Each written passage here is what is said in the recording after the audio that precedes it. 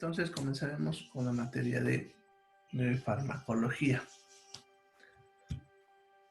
En la clase anterior terminamos farmacología cardiovascular. Y hoy día vamos a empezar el tema de antibióticos. Ya. Bien, los antibióticos son sustancias que se van a usar para el tratamiento de las infecciones producidas por bacterias. Ya. En forma general, se van a clasificar en antibióticos de espectro reducido y antibióticos de alto espectro. Eso se refiere a los grupos de bacterias que abarca cada tipo de antibiótico. Los que son de espectro reducido no es que sean más débiles, sino que son más específicos. Ya son más específicos a algún tipo de bacteria. Ya. Y al mismo tiempo son menos tóxicos. En cambio, los de amplio espectro abarcan más grupos de bacterias, pero al mismo tiempo son más tóxicos. Entonces, para el uso de un antibiótico, siempre es preferible un antibiótico de espectro reducido. ¿Ya? Pero para eso hay que ser muy específico en el diagnóstico. Bien, vamos a ir viéndolo nosotros según cómo actúan en la bacteria. Ya, el primer grupo, por ejemplo, como ven, son las bacterias que inhiben la síntesis de la membrana celular. En este caso se refiere a la membrana de la bacteria. Así la bacteria no puede autorrepararse y termina muriendo. Ya. En este grupo vamos a empezar con los antibióticos más conocidos, las penicilinas. Bien, entonces las penicilinas, como les mencionaba, ya son tal vez las más usadas. Lo vamos a dividir en dos grupos: penicilinas naturales y penicilinas semisintéticas. Dentro de lo que son las penicilinas naturales, solamente eran dos: la penicilina B, con B chica, y la penicilina G. Hace un tiempo atrás, la penicilina B entró en desuso, ya que fue el primer antibiótico descubierto y también fue el primer antibiótico al cual las bacterias se hicieron resistentes. Por lo tanto, actualmente ya no tiene utilidad. Sin embargo, todavía lo pueden encontrar porque lo venden todavía en cápsulas, en pomadas, en cremas, ¿no?, de penicilina. Pero clínicamente ya no lo usamos. La penicilina que todavía seguimos usando es la penicilina G, que es penicilina natural. Y de esta penicilina G hay tres variantes: la penicilina G sódica, la penicilina G benzatínica, que aquí, por si acaso, por error yo le puse ahí una coma, es G benzatínica, es una sola, y la penicilina G procaínica. ¿Ya? Estas tres son penicilinas del tipo G, a las cuales se ha agregado algún componente para retrasar su absorción. En realidad, la penicilina G sódica es la verdadera penicilina natural pura. La G benzatínica se le ha agregado benzocaína, que es un anestésico, pero que al estar junto con la penicilina retrasa su absorción, lo mismo que la penicilina G procaínica. ¿Ya? Bien, estas tres penicilinas, bueno, sí, todas las penicilinas, incluso las que no estoy mencionando todavía, van a servir para tratar al mismo tipo de infecciones. En otras palabras, estas tres actúan igual. No hay ningún problema con las tres, son lo mismo. La diferencia entre ellas es su tiempo de acción. ¿Ya? La penicilina G sódica, su acción es rápida, empieza a los 15 minutos de ser administrada y dura su efecto hasta 6 a 8 horas. ¿Ya? Eso significa que si yo quiero usar la penicilina G como tratamiento, al paciente tengo que administrarle cada 6 horas. ¿Ya? La penicilina G procaínica, que es la que está aquí abajo, esta otra, la G procaínica, ¿ya? Su inicio de acción es más lento, inicia entre las 2 a las 4 horas, pero su efecto va a durar de 12 a 24 horas. ¿Ya? O sea, si uso penicilina G procaínica, tengo que usar una por día. ¿Ya? Si uso la penicilina G benzatínica, esta de acá, su inicio de acción es mucho más lento.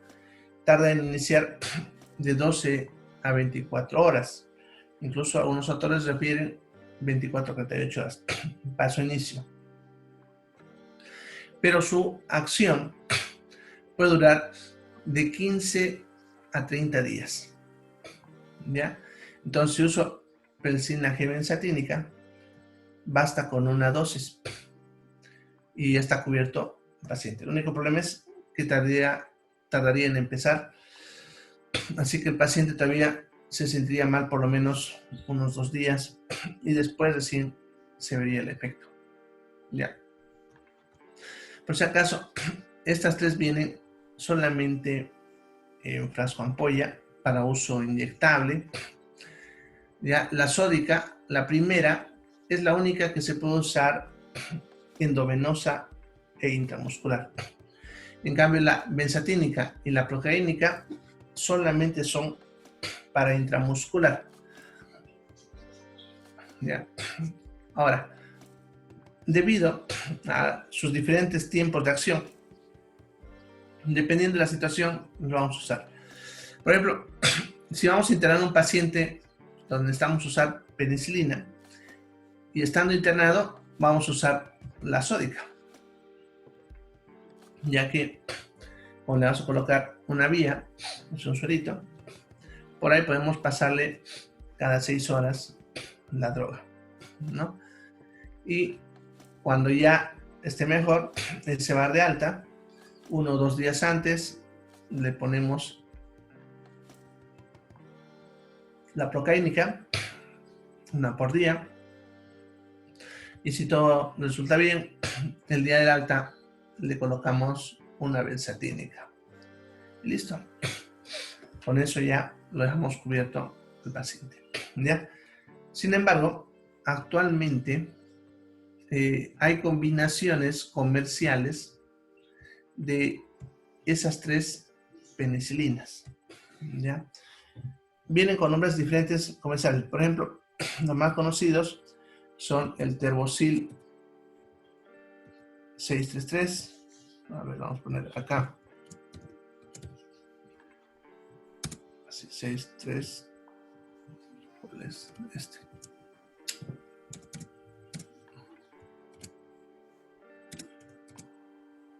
Acá. El Terbosil 633.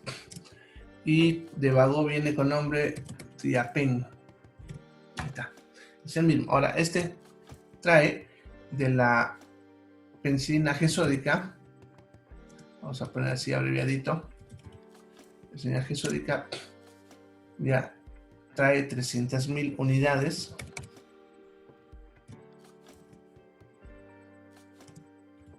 UIs, así es, unidades internacionales. De la penicilina G-procaínica trae también 300.000. De ahí, lo que dice ahí, 633. Y de la penicilina G-benzatínica trae 600.000 unidades internacionales. Como ven, este producto trae las 3 penicilinas en uno solo, ¿ya? De tal manera que si colocamos este inyectante intramuscular, ni bien se coloca, la sódica está empezando a hacer su efecto a los 15 minutos, y cuando ya su efecto va bajando a las 6 horas, la procaínica ya está empezando a hacer su efecto, y cuando la procaínica ya está dejando de funcionar, la benzatínica ya está haciendo su efecto. De tal manera que el paciente está cubierto desde los 15 minutos hasta los 30 días. ¿Ya? Y con eso solamente se necesita una dosis. ¿Ya? Este es el producto base, pero hay uno que es al doble, que es, aquí mismo, es el Terbosil Forte y lo que es el Triapen Forte.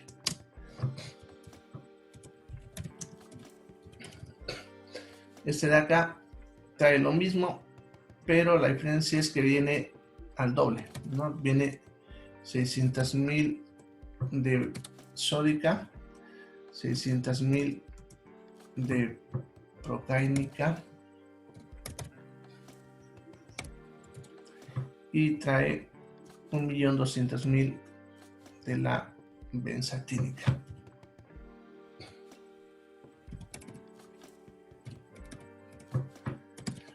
Ya al doble. Ya generalmente lo usamos en base al peso. En niños menores de 30 kilos vamos a usar el primero, el Terbosil 633 o Triapen. Y en niños mayores de 30 kilos o adultos, obviamente usaríamos Terbosil Forte o Triapen Forte.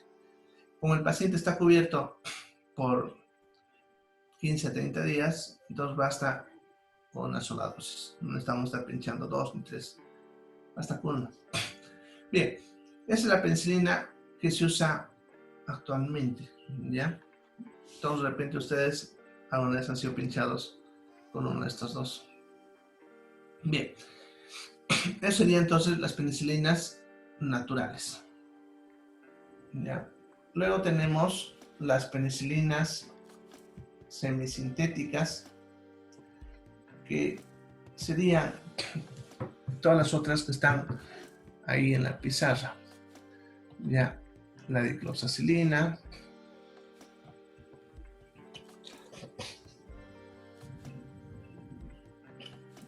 la meticilina, flucloxacilina, amoxicilina, ampicilina, piperacilina y ticarcilina, ¿ya? Bien, por si acaso, son muchas más. Ahí faltan varias, muchas, la meroxilina, vacampicilina, terbocilina, etc. Son varios, ¿ya? Sin embargo, eso ya solamente se encuentra en los libros de farmacología, porque ya no se comercian.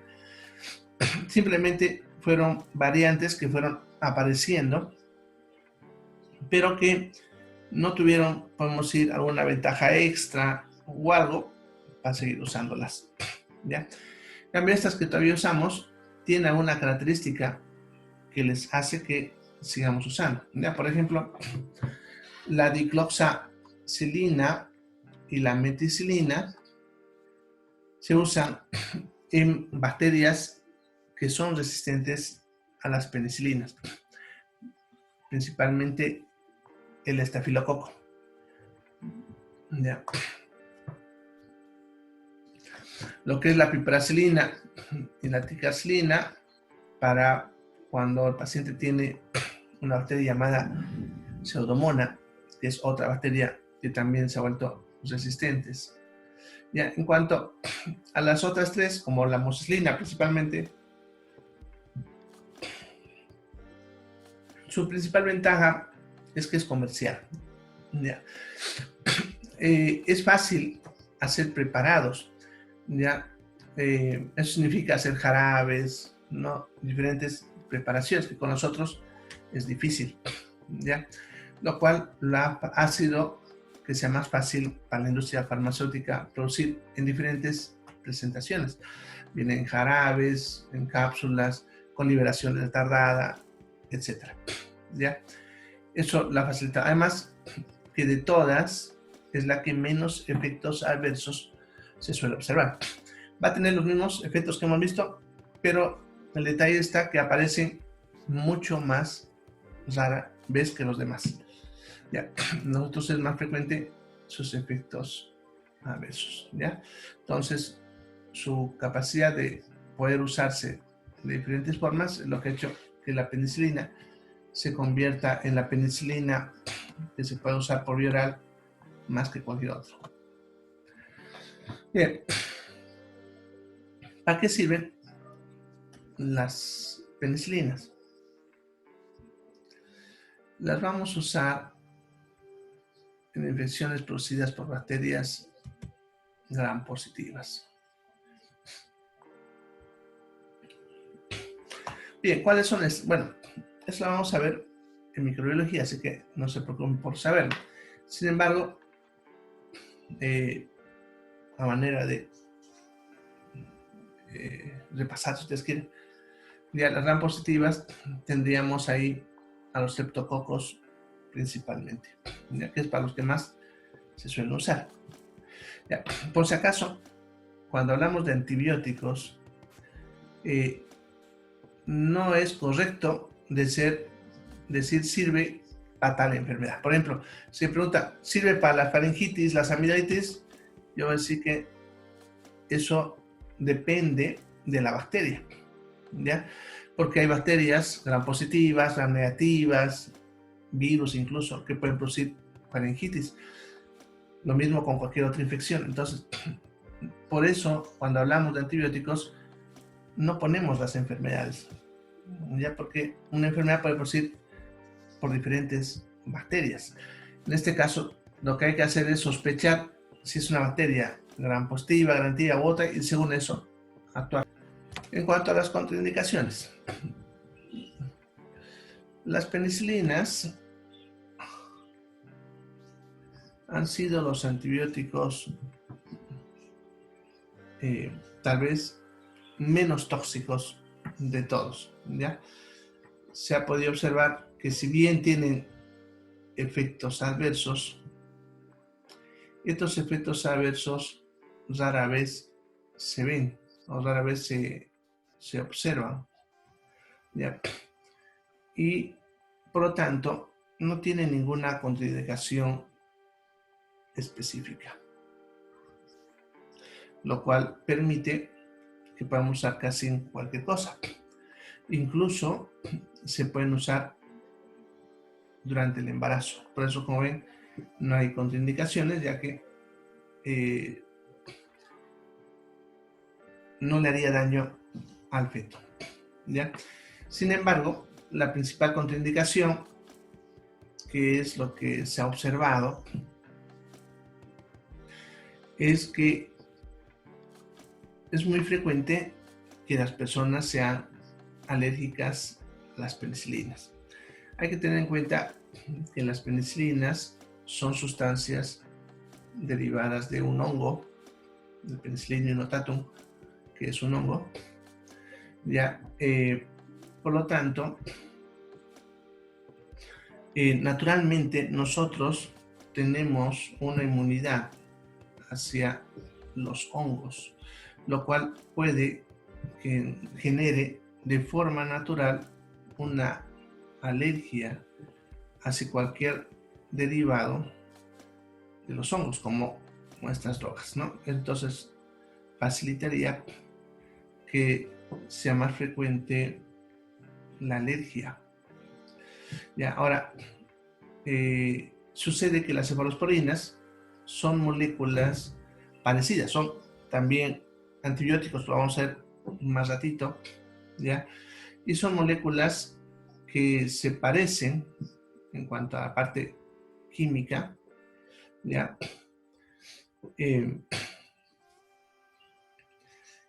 Y por lo tanto puede haber una reacción cruzada, de tal manera que si yo soy alérgico a las penicilinas, puede que sea también alérgico a las cefalosporinas o viceversa, ¿ya? Eso significa que siempre es importante averiguar si el paciente tiene alergia también a otras drogas, ¿ya? Lo que pasa es que a veces cuando usamos las penicilinas podemos preguntar si el paciente es alérgico a las penicilinas. Puede que él te diga que no, porque de repente nunca le hayan colocado penicilinas, ¿ya? Sin embargo, puede que ya le hayan colocado una cefalosporina y sea alérgico a esa cefalosporina. Y cuando le coloquemos la penicilina, también me haga alergia a la penicilina. Y entonces, debido a eso, siempre es bueno preguntar si no es alérgico también a este grupo. Y también cuando usemos cefalosporinas, también hay que preguntar si el paciente no es alérgico a las penicilinas. ¿Ya? Bien, entonces, como les digo, es la única contraindicación que posee esta droga. Ya no tiene otra contraindicación. Bien. En cuanto a sus efectos adversos, son raros, pero sí se pueden observar. ¿Ya? Como les mencioné al rato, principalmente con lo que no es la amoxicilina ni las penicilinas G, sino con todos los demás. Bien, entonces, entre los efectos adversos más frecuentes tenemos lo que es la urticaria, que es cuando sale como granitos en el cuerpo. Se parece a una reacción alérgica, pero no es una reacción alérgica, ¿ya? Es una reacción más al efecto de la droga, ¿ya?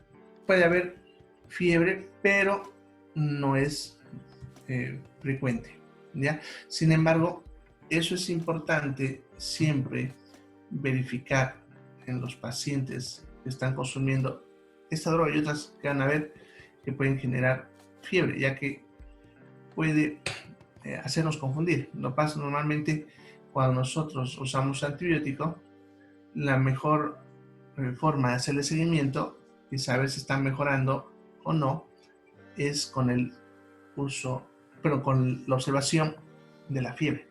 ¿No? Sabemos que si el paciente está con infección y la fiebre está desapareciendo, está mejorando. Pero si la fiebre no desaparece, entonces no está mejorando y eso nos obligaría de repente a cambiar de antibiótico. Pero a veces algunas personas presentan fiebre, no por el hecho de que estén empeorando, sino porque están haciendo un efecto adverso ya a la penicilina. ¿Ya? Entonces siempre hay que hacer esa verificación si no se debe a eso. ¿Ya? Bien. Espérenme un momentito.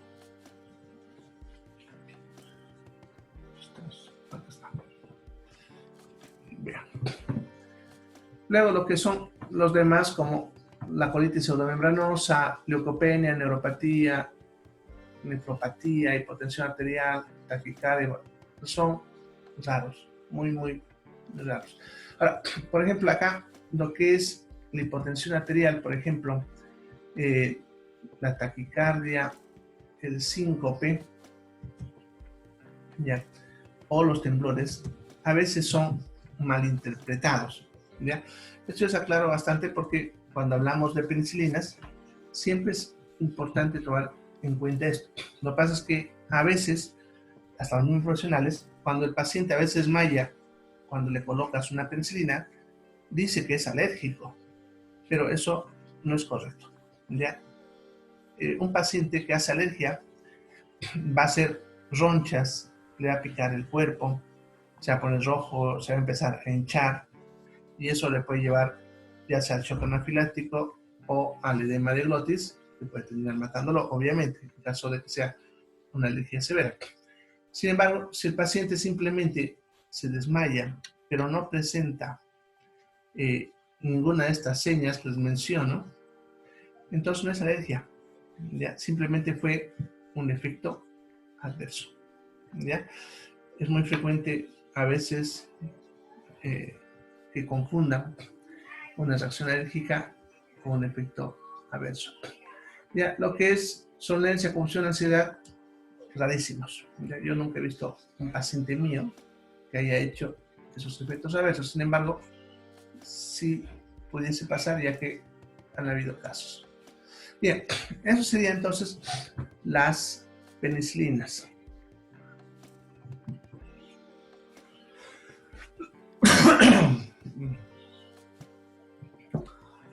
Bien, entonces vamos a ver otro grupo. Hago una pregunta sobre las penicilinas.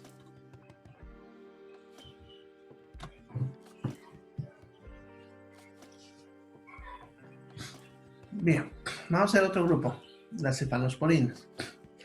Ya, las cefalosporinas son antibióticos que conforme fueron apareciendo en diferentes temporadas, se los agrupó por generación. Así que ustedes, por ejemplo, si abren un libro de farmacología o buscan sobre cefalosporinas, van a ver que están divididos en generaciones, ¿no? De primera generación, de segunda generación, tercera, cuarta generación, ¿ya? Eso simplemente es en base a cómo fueron apareciendo en el mercado, ¿ya? La principal diferencia entre una generación y otra es su espectro, ¿ya? La primera generación es más específica para bacterias gram positivas solamente, y conforme van apareciendo las generaciones, se va ampliando de tal manera que la tercera y la cuarta ya abarcan también algunas gram negativas. Entonces, podemos decir que se vuelven más eficientes, si ustedes quieren. Ya, sin embargo, hay problemas en cuanto a su uso, ya que las de tercera y cuarta generación solamente vienen en inyectable. Ya. Y obviamente eso hace que sea difícil manejar de forma ambulatoria. En cambio, las de primera y segunda generación vienen también para vía oral. Ya, aquí en este grupo lo que son el cefadroxilo, la cefarexina y la cefradina son de primera generación. La cefuroxima y la ceftazidima son de segunda generación. La ceftriaxona y la cefotaxima son de cuarta, y la cefepima o cefepime son de cuarta generación. Hay muchas más que no están ahí, pero yo no las he puesto porque ya no se están usando, ¿ya? Estas son las que usamos. De estas incluso, las que más se usan son la cefarexina y la cefradina, principalmente en niños porque vienen en vía oral, ¿ya? Y en pacientes que están internados y requieren antibióticos mejores que las penicilinas, están la ceftriaxona y la cefotaxima, ¿ya? Los otros, según las características del agente infeccioso. Bien, entonces, como decía, van a servir para infecciones tanto gram positivas como gram negativas. Ya principalmente las de primera, segunda para gram positivas, la tercera y cuarta ya para ambas. Bien, contraindicaciones. ¿En qué casos no debemos usar estos antibióticos? Bien, no vamos a usar en pacientes con alergia a las penicilinas, por lo que les expliqué cuando hablamos de penicilinas y a las cefalosporinas, ¿no? Entre estos, como es reacción cruzada, no se puede usar en ambos casos. ¿Ya? En pacientes con problemas renales y hepáticos, pero como pueden ver, combinadas. ¿Ya? Eso significa que si tiene una enfermedad renal y su hígado está bien, se puede usar, o la inversa. Lo que pasa es que estas drogas se eliminan tanto por vía hepática como por vía renal, así que si una de las dos vías funciona, no hay ningún problema, pero si las dos están fallando, entonces no podemos usar esto. En recién nacidos con hiperbilirubinemia, ¿ya? Es lo que el recién nacido se pone amarillo. Han de ver a veces los niños de forma fisiológica, o sea, normal, a partir del segundo día se tiñen de un color amarillito. Y eso suele durar entre 5 a 10 días y desaparece solo porque es algo fisiológico.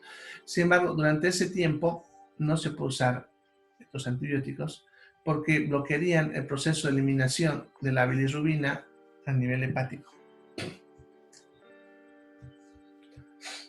Bien, en cuanto a los efectos adversos, estos producen efectos adversos más frecuentemente que las penicilinas. Por eso, como decía, las penicilinas siguen siendo todavía buenos antibióticos porque todavía funcionan y se observa menos frecuentemente los efectos adversos, ¿ya?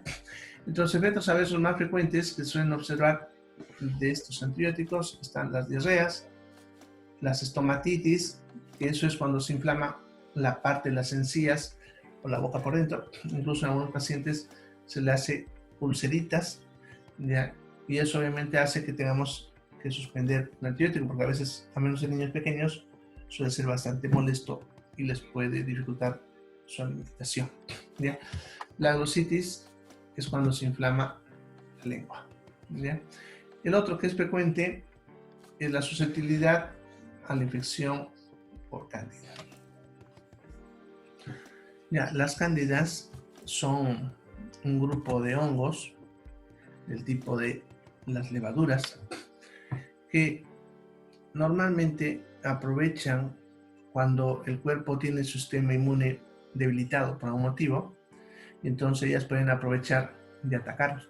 Es frecuente que ataquen a los niños y a las personas de tercera edad y los diabéticos, ¿ya? Les suele producir unas úlceras en la boca, que en los niños se les suele llamar utuo, no sé si lo han visto alguna vez, el utuo, ¿ya? Son unas plaquitas blancas en la boca, ¿ya? El utuo, ¿ya?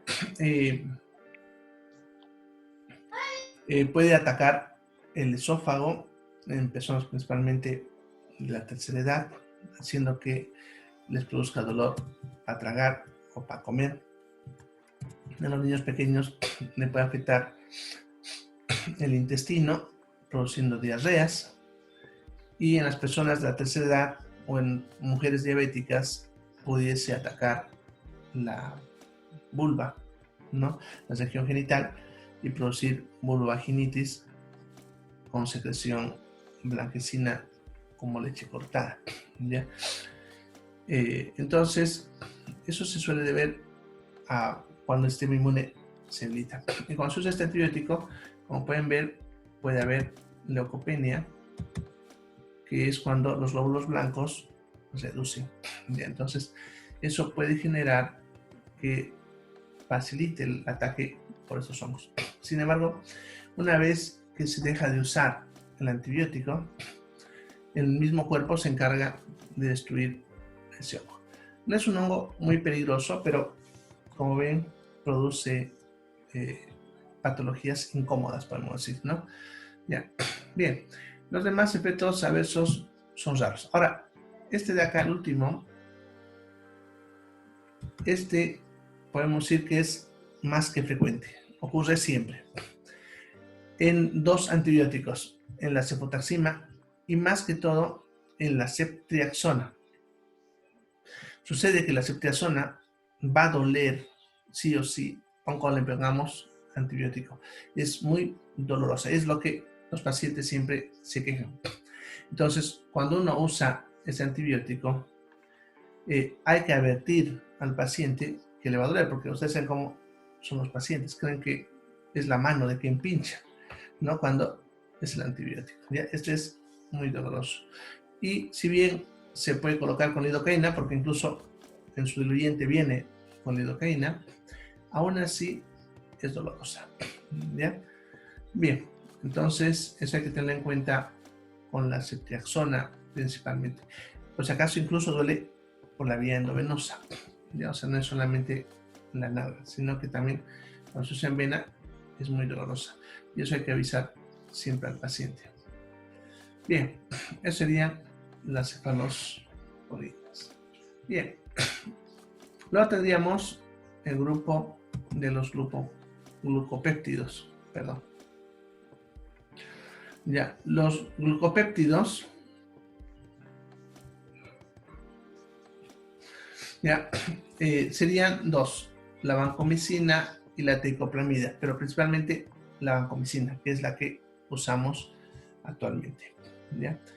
Este antibiótico, ¿ya?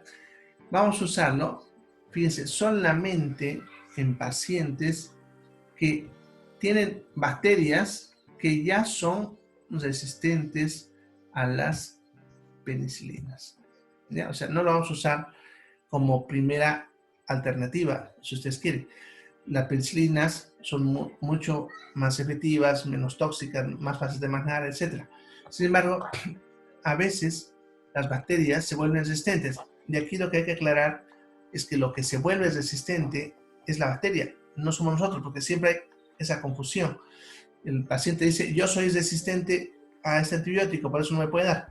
Eso es incorrecto, ya que lo que es resistente es la bacteria, no el paciente. Por lo tanto, si yo consigo destruir a la bacteria, en un futuro el paciente puede volver a enfermar de la misma bacteria, pero puede que la bacteria con la que está enfermando ahora no sea resistente, porque no es la misma que le enfermó antes. Será el mismo tipo de bacteria, pero es otra y puede que no lo sea. Entonces, cuando hablamos de resistencia, eso no se aplica al paciente, sino se aplica a la bacteria que está produciendo la infección, ¿ya? Generalmente las resistencias se suelen observar en pacientes que han usado un antibiótico, pero lo han usado de forma incompleta, ¿ya? Normalmente, depende del antibiótico, varía, pero como una regla general, si ustedes quieren, ningún antibiótico hay que dar por menos de 7 días, ¿ya? Eso es una regla general. Sin embargo, depende del antibiótico. Por ejemplo, la citromicina basta con 3 días, ¿ya? Pero eso depende del antibiótico, ¿ya? Pero como una regla general, como mínimo 7 días de tratamiento. En realidad, lo ideal es usar hasta que desaparezcan los síntomas 48 horas después, ¿ya? Entonces, cuando el paciente a veces no cumple el tratamiento porque se siente mejor, usted mismo de repente a uno le olvidó hacer, se siente mejor y ya no le dan importancia al antibiótico y lo dejan. Entonces, las bacterias que sobrevivan a eso pueden ser resistentes. Y entonces, cuando yo trate de dar el mismo antibiótico, obviamente no va a funcionar. Voy a tener que cambiar a otro. En este caso, como ven, usaríamos la vancomicina si el paciente fuese resistente a las penicilinas. ¿Ya? Bien. También podemos usar infecciones producidas por los Clostridium, que son un grupo de bacterias como el Clostridium perfringens, letán y difícil, que produce la gangrena, el que produce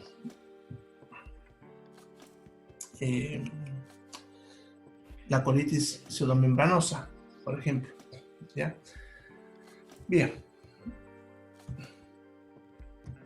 Ahí también porque no lo usamos de entrada. ¿Ya? Bien. En las contraindicaciones, alergia al mismo antibiótico, que pueden haber casos, embarazo y lactancia, porque no hay estudios claros sobre su uso en ellos, así que por lo tanto no es considerado su uso seguro. Ya. En cuanto a los efectos adversos, son muy frecuentes todos, ¿ya? Puede producir vértigos muy frecuente, ¿ya? Pero lo que son los vértigos, los tinnitus, que no sé si expliqué los tinnitus. Bueno, los tinnitus es cuando hay un silbido en el oído, ¿ya? Mareos, puede haber hipoacusia temporal, que eso es cuando reduce la capacidad auditiva, pero como pueden ver es temporal, ya que se deja usar antibiótico y recupera. Solamente en pacientes que tengan que usar en altas dosis y por mucho tiempo pudiese volverse permanente. ¿Ya? Bien.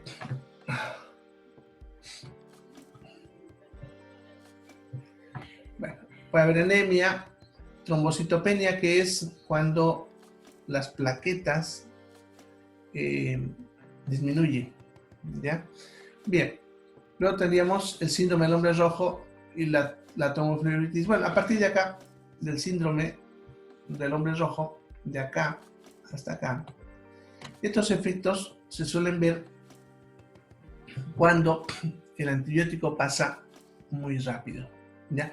El síndrome del hombre rojo, el paciente, lo que son los brazos y la cara, se le va a poner rojo, así como cuando nos hemos quemado con el sol, ¿no? Se va a poner intensamente rojo.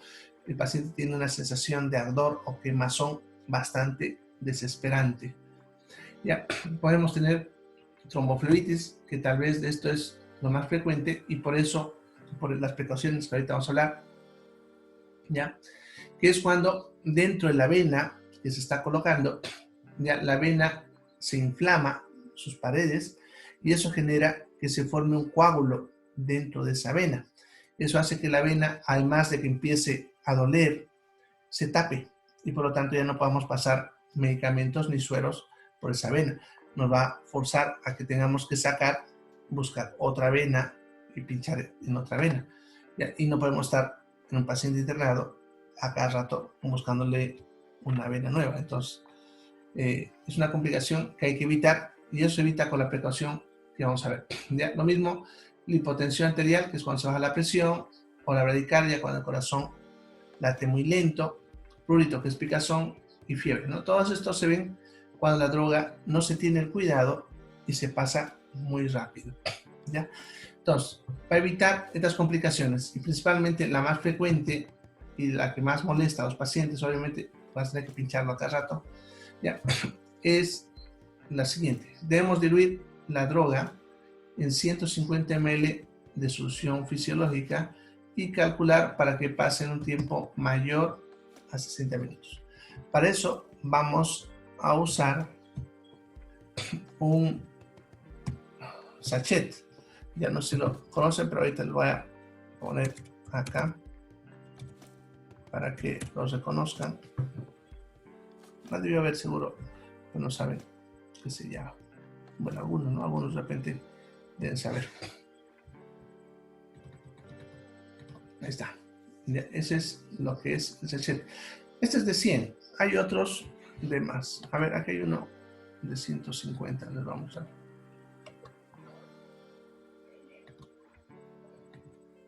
Este es más chiquitito. Es que hay diferentes medidas. Ya, este es el que hay que usar. Ya. Por si acaso, eso se llama sachet. Ya, algunos le dicen microgotero, pero hay un error, ya que el microgotero es esta partecita de acá. ¿Ya? Y hay sachet con macrogotero y con microgotero. Entonces, no es correcto llamarle microgotero. Incluso puede haber microgoteros sin sachet. ¿Ya? Eso por si acaso. Bien, entonces, en este equipo, ya lo que hacemos es en una jeringa cargar el antibiótico y por esta tapita que ven acá se saca esa tapita y por ahí se vacía el antibiótico. Generalmente viene de 2 ml o de 4 ml, entonces eso llenará más o menos hasta por aquí, así por abajito, así, ¿no? Por acá, ¿ya? Y una vez que hemos hecho eso, esta manguera, la que ven acá, está conectada a un suero fisiológico. Entonces se abre esta llave y va a empezar a entrar suero fisiológico aquí al sachet. Se lo deja que se llene hasta los 150 ml. De ahí se va a calcular que pase en más de 60 minutos, ¿ya? O sea, se calcula el goteo, ¿ya? Una vez que termina de pasar todo esto, tenemos que tener otro suero. Lo que pasa es que esto se conecta al paciente, ¿ya? Pero debe tener otra vía conectada. Aquí generalmente lo conectamos con una llave de 3 vías, ¿ya? Y por otra vía, o sea, por otro suero, se va a vaciar 150 ml de solución fisiológica pura, aparte. Eso pasa después de que haya pasado el antibiótico. Eso es para lavar cualquier resto que haya quedado del antibiótico dentro de la vena. Incluso a ese procedimiento le llamamos lavado venoso. Es para evitar que se produzca el efecto adverso que estamos mencionando, ¿ya? Bien, eso para que conozcan cómo se usa. Entonces, como están viendo, es una droga que requiere cuidado especial, ¿ya? No es una droga para ser usada por vía ambulatoria, o sea que se lo deje al paciente y que se vaya con esto, ¿no? Porque no le va a funcionar, además le va a producir muchos efectos adversos. Entonces solamente usamos con pacientes internados y obviamente bajo supervisión de enfermería para que vigile todo este proceso, ¿ya? Bien, entonces eso sería este tipo de antibiótico. Bien, luego tenemos otros beta-lactámicos. Aquí tenemos dos antibióticos que son el carbapemén y el aztreonam. Estos dos antibióticos, su efecto es parecido a las cefalosporinas. Van a actuar sobre penicilinas gram positivas como gram negativas. Pero esto solamente se los reserva cuando hay bacterias resistentes, ¿ya? Lo que pasa es que hay que tener en cuenta que las infecciones es como una guerra con nosotros, ¿ya? Y las bacterias, conforme va pasando los años, van generando resistencias y eso lo van heredando a las siguientes generaciones. De tal manera que conforme va pasando el tiempo, van apareciendo bacterias que se van volviendo resistentes a diferentes tipos de antibióticos. Entonces, debido a eso, igual que una guerra, no podemos sacar todas las armas. Tenemos que reservar un grupo de antibióticos para ser usado solamente cuando hay resistencia. Y justamente los reservamos así para no generar resistencia, porque si bien estos antibióticos son buenos, y digámosle, lo vamos a colocar también igual que las penicilinas a todo mundo, entonces también se volverían resistentes a esto, entonces los reservamos. Hay antibióticos que están reservados solamente para ser usados cuando la bacteria es resistente, ¿ya? Y esto son lo que es los carbapemén y el aztreonam, ¿ya? Como son moléculas muy parecidas también a las penicilinas y a las cefalosporinas, también está contraindicado en la misma situación. No se puede usar si el paciente es alérgico a penicilina, cefalosporina o a estas mismas drogas. Eso porque su molécula es muy parecida a lo que son las penicilinas y las cefalosporinas. Bien, en cuanto a efectos adversos, como pueden ver, son muy pocos, no son tan frecuentes. El hecho de que no sea un antibiótico muy conocido simplemente es lo que les he mencionado, que se lo estás reservando para cuando hay resistencia. En cuanto a efectos adversos, están viendo dolor de cabeza, diarrea, náuseas, vómitos, dolor abdominal, falla hepática, prurito y dolor del sitio de aprehensión. Tal vez lo único preocupante es la falla hepática, pero es rara. Así que no es un antibiótico que nos preocuparía si ustedes quieren. Sin embargo, se lo debe reservar. O sea, no es para que lo estemos usando en cualquier tipo de infección. ¿Ya? Bien, eso sería este grupo de antibióticos. Ya vamos a irnos a otro grupo. A este de acá.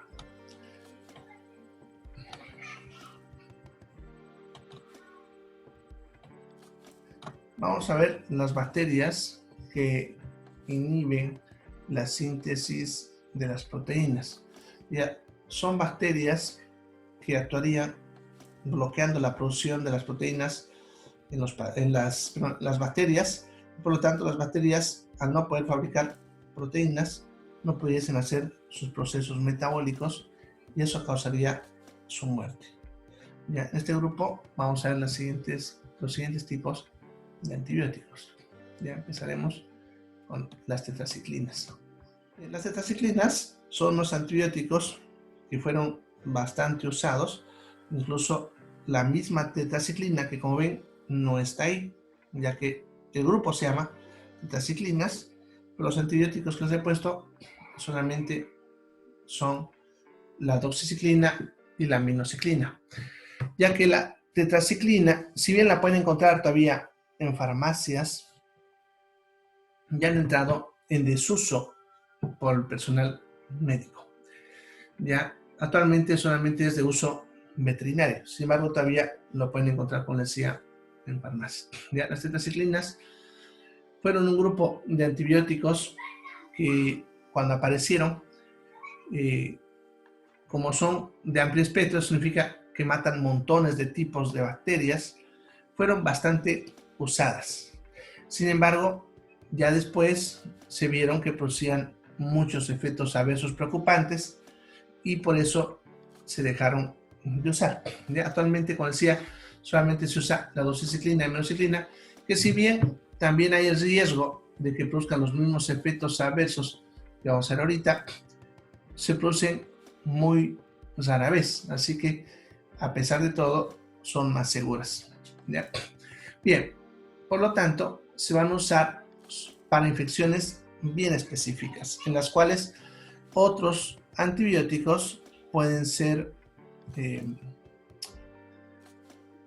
resistentes, ¿ya? Y por lo tanto no habría opción que usar estos, ¿no? Como por ejemplo el cólera, que para eso se usa doxiciclina en dosis única, el linfogranuloma venéreo, que es una enfermedad de transmisión sexual, lo mismo que el chancro blando, ya son producidos por bacterias resistentes, la enfermedad inflamatoria pélvica, que es una enfermedad en la cual generalmente cuesta identificar cuál es la bacteria que está produciendo el proceso.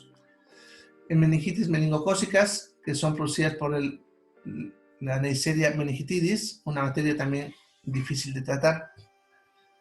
La sífilis, bueno, y otros grupos de bacterias, siempre y cuando, como les decía hace rato, sean resistentes a otros antibióticos. ¿Ya? Bien. En cuanto a las contraindicaciones, ya está contraindicado embarazo en niños hasta los 8 años. ¿Ya? Eso porque se ha observado que en los niños la probabilidad de los efectos adversos es mayor e incluso puede afectar el hecho de que salgan dientes con malformación. ¿Ya? Por eso incluso está contraindicado hasta los 8 años o hasta que termine de cambiar totalmente la dentadura. ¿Ya? Bien, en cuanto a los efectos adversos, como decía, si bien pueden pasar, no son frecuentes, ya, pero sí pueden estar presentes, ¿no? Anorexia, saben que es pérdida de apetito, glositis, la lengua se hincha. La disfagia es dolor o dificultad para tragar, ¿ya?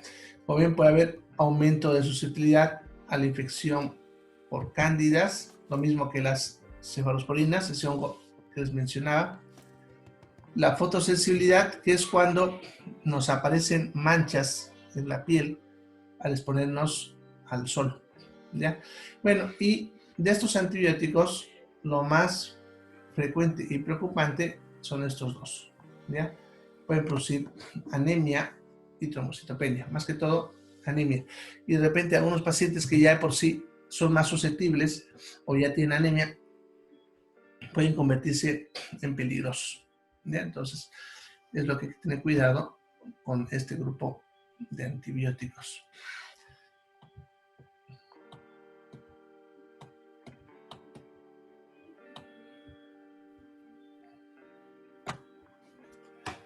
Bien, luego tendríamos a los macrólidos.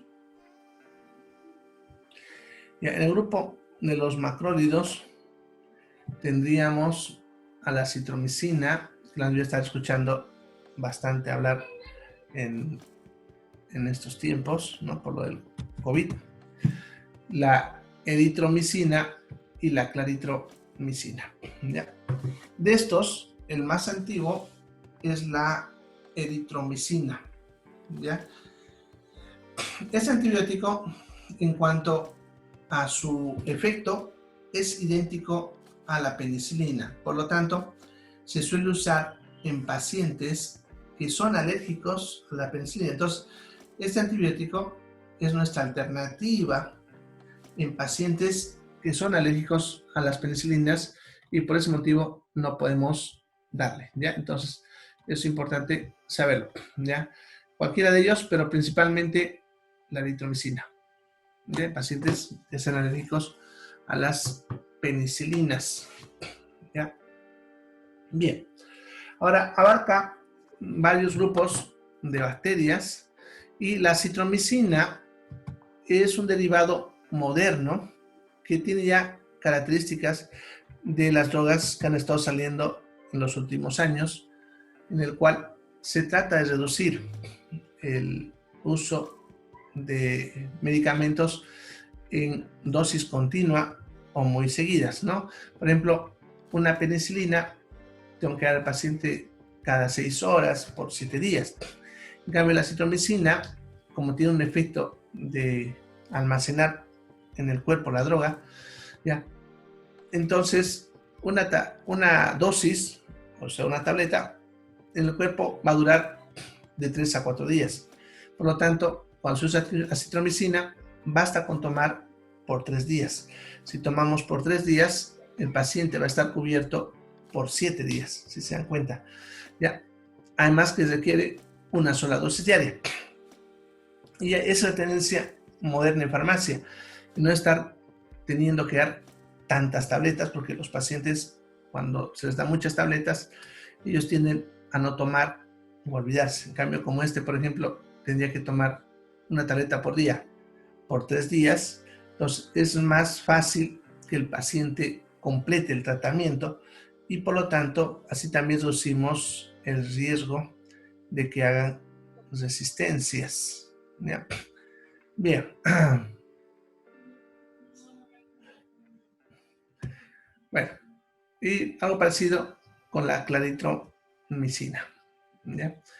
Bien, entonces, por si acaso, la citromicina solamente sirve para bacterias, no sirve para virus, ¿ya?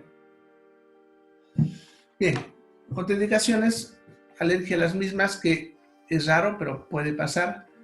Y la principal contraindicación es la enfermedad hepática, ya que estas drogas tienen metabolismo hepático y por lo tanto debemos evitar en pacientes con enfermedad hepática porque pudiese acumularse la droga en el cuerpo y actuarían como si fuese una sobredosis. Ya. En cuanto a los efectos adversos, uno de los más frecuentes, principalmente con la eritromicina, es el dolor abdominal. El paciente se queja de que produce mucho dolor abdominal, ya, lo cual se suele resolver dándole algún antiespasmódico, como los que vimos en farmacología, el aparato digestivo, ¿ya? Los otros son bastante raros, pero sí pueden estar presentes, ¿ya? Bueno, yo creo que todos los conocen, ¿no? En cuanto dice aquí alteración del gusto, los pacientes suelen quejar de que pierden el sabor de las comidas mientras están tomando. Y esto, por ejemplo, ha generado confusión en cuanto al COVID. ¿Ya? En esta enfermedad que ahorita está de moda, el COVID, que no se olviden que es producida por un virus, ya a veces algunas bacterias pueden aprovecharse y atacar al paciente. Eso se llama sobreinfección. Y estas bacterias pueden causar daño al paciente, incluso la muerte, no el virus. Entonces, cuando el paciente está con sobreinfección, nosotros le vamos a dar acitromicina, pero no es para el virus, es para la bacteria que está aprovechando.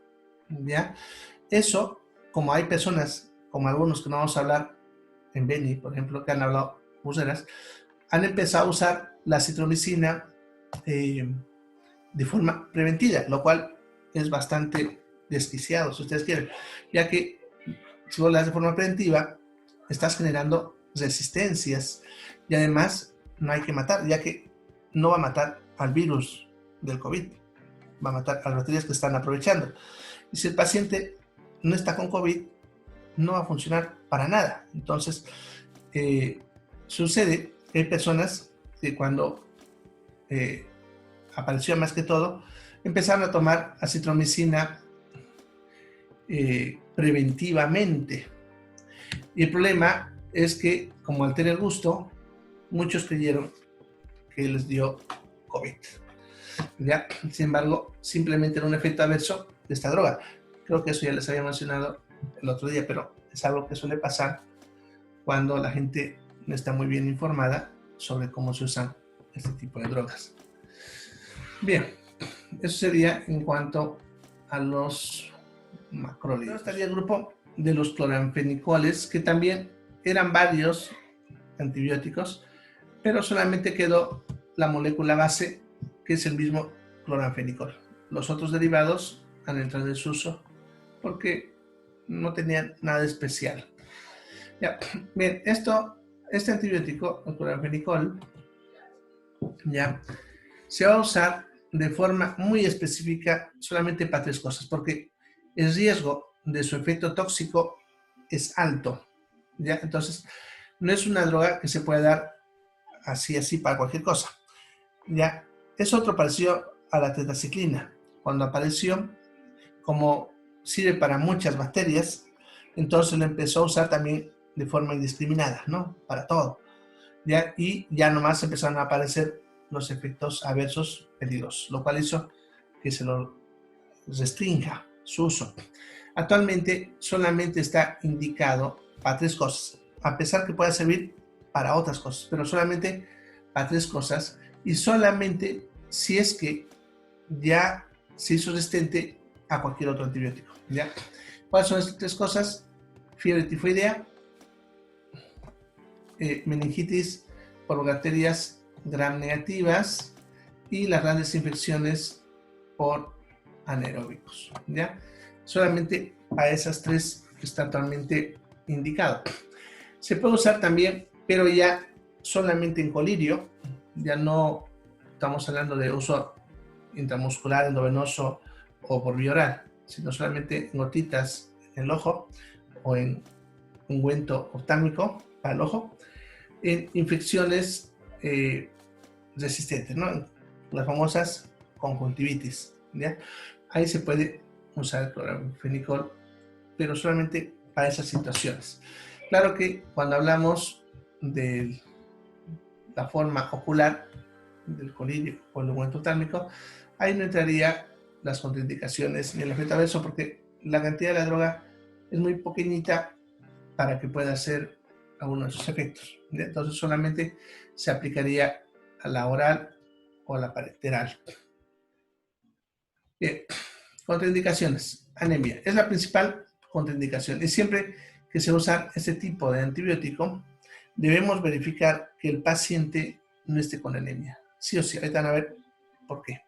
¿Ya?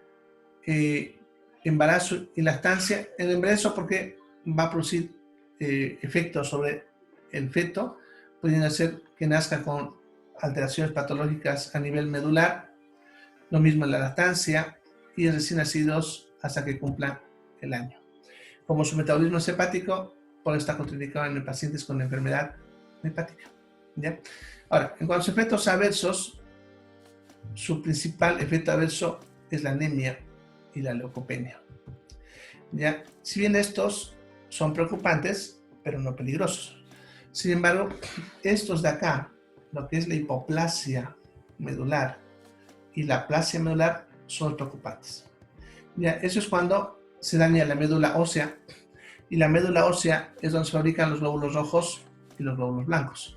La hipoplasia medular, el paciente de por vida va a quedar con baja producción de glóbulos rojos y glóbulos blancos, lo cual le va a hacer más susceptible a cualquier otro tipo de infecciones.